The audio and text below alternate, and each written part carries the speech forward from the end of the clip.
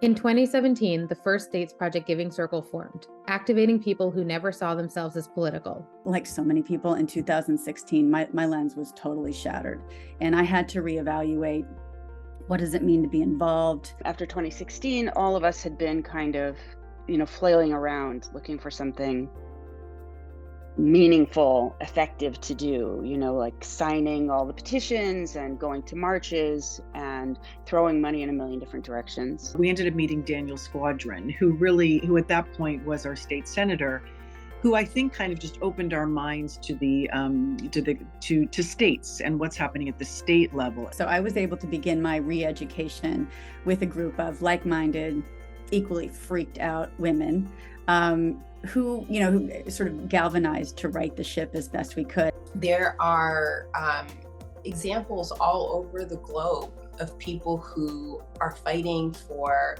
their basic human rights.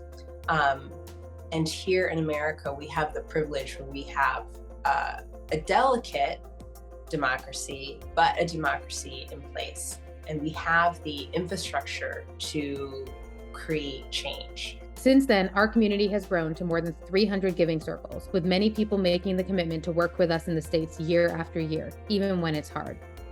In 2020, a group of our friends decided to start a giving circle, Justice for All. It was a hard year in Pennsylvania, but our group made the commitment to come back in 2022 and in 24 and 26. And we made that commitment because we talked about how part of doing the work and organizing collective action is showing up year after year after year. There is, for me, a kind of guiding principle of the States Project that I have decided to call radical pragmatism. And for me, this is like the antidote in the face of so much constant outrage. And it's the way that I can just hone in on the most effective and efficient thing to do with my time and my money to make the biggest impact. It's a great way to create community and to enlist people and to encourage people to get involved in our democracy, because that's kind of the only thing that's going to save it. To fight the cynicism, to address the gaps in power and how power is used, we wanted to come back. And we came back to Pennsylvania because it's a huge, important state that's always on the national stage. Eric Ward, and he wrote an article, I think last year, that talked about what he calls the second big lie.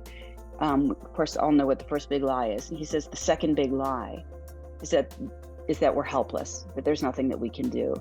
And he says that second big lie is more dangerous than the first. Because this work is bigger than any one of us, and the stakes are too high to sit on the sidelines.